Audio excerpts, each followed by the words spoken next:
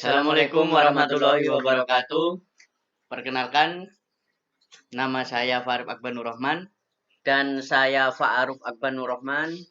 Pada kesempatan kali ini, kita berdua akan menjelaskan UAS dari sistem pendukung keputusan, yaitu tentang metode proses hierarki analitik atau AHP.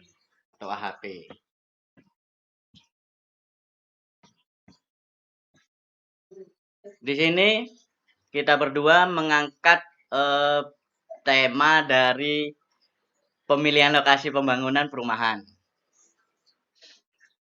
Sedikit saya jelaskan, perusahaan Sarip Sarup di bidang konstruksi ingin mengembangkan dan membangun kompleks perumahan di wilayah Kabupaten Probolinggo dengan 5 alternatif lokasi yang diinginkan, yaitu Kalirejo, Pabean, Dringu, Kedung Dalem, dan Tegalrejo.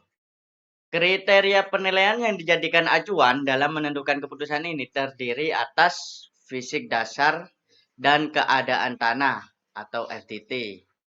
Kita berdua disingkat biar mempermudah pekerjaan kita berdua. Setelah itu yang kedua jaringan listrik dan air atau JLA, transportasi dan jalan, potensi banjir atau PBJ, keadaan lingkungan KLG, kemudian fasilitas kebutuhan masyarakat FKM. Dan kemudian mendefinisikan masalah. Permasalahan pada kasus ini adalah bagaimana mengambil kebijakan untuk memilih satu lokasi untuk pembangunan proyek perumahan rakyat yang cocok dan efisien di 5 lokasi, yaitu Kalirejo, Pabean, Dringu, Kedung Dalem, dan Tegalrejo, yang didasarkan dari 6 kriteria, yaitu fisik dasar dan keadaan tanah atau FDT, jaringan listrik dan air atau JLA, transportasi dan jalan atau TRN, terus potensi banjir atau PBJ, keadaan lingkungan atau KLG, dan fasilitas kebutuhan masyarakat atau FKM. Kemudian selanjutnya ini adalah struktur hierarki pemilihan lokasi pembangunan perumahan di wilayah Kabupaten Probolinggo. Yang pertama level 1 atau level tujuan, yaitu pemilihan lokasi itu sendiri. Setelah itu yang level kedua level kriterianya. Kriterianya mencakup FDT, JLA, TRN, PBJ, KLG, dan FKB. Dan setelah itu level 3 level alternatif, yaitu wilayah-wilayah yang mencakup di Kabupaten Probolinggo yang akan menjadi pembangunan perumahan. Dan selanjutnya ini adalah matriks perbandingan kriteria. Dan kriteria yang pertama yaitu FDT, yang ini. FDT dengan SDT menghasilkan 1, kemudian JLA dan JLA 1, kemudian dan seterusnya. Nah, biar mempermudah pekerjaan kita berdua, kita menjadikan angka-angka ini menjadi angka desimal. Yang awalnya FDT 1 dijadikan 1,00, kemudian JLA 1,00 dan seterusnya. Kemudian selanjutnya menentukan nilai agent. Menentukan nilai agent yaitu kita mengkuadratkan matriks perbandingan berpasangan, yaitu dari perbandingan kriteria yang tadi yang sudah kita desimalkan, ini kita kuadratkan menjadi angka-angka sebagai berikut: 5,94, 7,32 dan seterusnya. Dan setelah itu penjumlahan matriks kuadrat perbandingan berpasangan.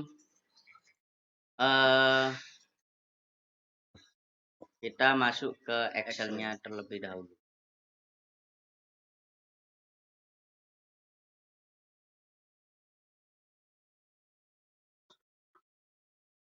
Nah, di sini kita sudah mencapai penjumlahan matriks kuadrat perbandingan. Setelah kita kuadratkan tadi, nah ini 5,94, 7,32 dan seterusnya, kriteria-kriteria tersebut kita jumlahkan menjadi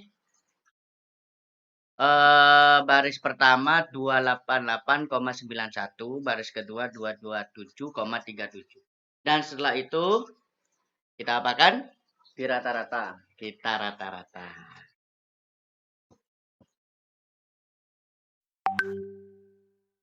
Nah, setelah kita menemukan keseluruhan rata-rata kriteria tersebut, kita sudah temukan CI1, ayo dibaca. Fisik dasar dan keadaan tanah atau FDT. C2, jaringan listrik dan air atau CLA. Hasilnya 0,329. Terus C3, transportasi dan jalan atau TRN, hasilnya 0,126. Terus C4, potensi banjir atau PBJ, hasilnya 0,070. Terus C5, keadaan lingkungan atau KLG, hasilnya 0,035. Terus C6, fasilitas kebutuhan masyarakat atau FKM, hasilnya 0,023. Setelah kita menjumlahkan kuadrat dari rata-rata tadi, selanjutnya yaitu kita menemukan nilai eigen alternatif pada kriteria. Kriteria atau alternatif Kalirejo dengan faktor dasar tanah 0,035, kemudian Deringu 0,173, Pabean 0,361, Kedung Dalem 0,045, Tegal Rejo 0,035 dan seterusnya. Kemudian setelah kita menemukan nilai eigen, selanjutnya kita menentukan nilai bobot prioritas. Nah, di sini kita sudah menyediakan rumus dari nilai bobot prioritas untuk menentukan di wilayah mana nantinya pembangunan perumahan itu yang lebih diprioritaskan. Di sini kita akan membacakan rumusnya. W global sama dengan W alternatif dikali W kriteria atau W global sama dengan W alternatif kriteria dikali W konsisten indeks. Di mana W global sama dengan bobot prioritas global. W alternatif sama dengan E alternatif pada setiap kriteria. Terus W kriteria sama dengan E GI. Terus W bobot atau eigen vektor. Nah, kemudian di halaman selanjutnya kita setelah mengetahui rumusnya, kita memasukkan angka-angkanya. Jadi kita W global sama dengan nilai eigennya itu 0,035, 0,173, FDT-nya itu 0,361, 0,045, 0,037 dan seterusnya. Kemudian dikalikan apa? Rata-rata. Dikalikan rata-rata. Nah, setelah kita mengalikan nilai eigennya sama nilai rata-rata, kita temukan bobot prioritasnya, yaitu hasilnya Kalirejo 0,104, terus Deringu 0132, Pabean 0164, Kedung Dalem 0,226, Tegalrejo 0,217. Nah, kemudian setelah kita menemukan bobot prioritasnya kan masih belum berurutan yang mana yang lebih besar, yang mana yang lebih diprioritaskan dulu, yang mana yang diprioritaskan selanjutnya. Kita telah menemukan Kedung Dalem 0,226 prioritas 1. Terus Tegalrejo 0,217 prioritas 2. Pabean 0164 prioritas 3. Dringu 0132 prioritas 4 dan Kalirejo 0,104 prioritas 5. Nah, jadi kesimpulannya yang menjadi prioritas pertama adalah Kedung Dalem untuk wilayah lokasi yang diinginkan. Kemudian yang kedua, prioritas 2, Tegalrejo. Setelah itu Pabean, Dringu, dan Kalirejo. Kemudian di halaman selanjutnya, kita menghitung rasio konsistensi. Bagaimana cara menentukan weight sum factor atau WSV. WSV diperoleh dengan cara perkalian antara matriks perbandingan berpasangan dengan nilai eigen sesuai dengan persamaan 1. Jadi, perkalian antara matriks dikalikan dengan nilai eigen. Dan menghasilkan 2,638, 2,131, 0,749, 0,454, 0,243, 0,165.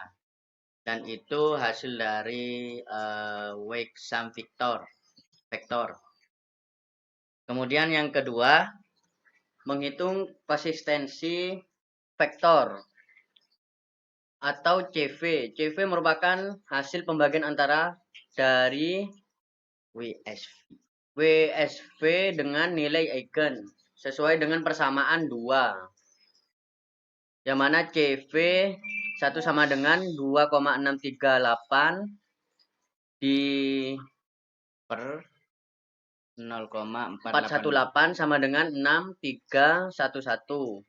Terus CV2 sama dengan 2,131 per 0,329 sama dengan 6,477. Dan seterusnya hingga CV6 sehingga diperoleh CV sama dengan 2,638, 2,131, 0,749, 0,45, 0,243, 0,165 per rata-ratanya sama dengan 6,311, 6,477, 5,944, 6,485, 6,942, dan 7173.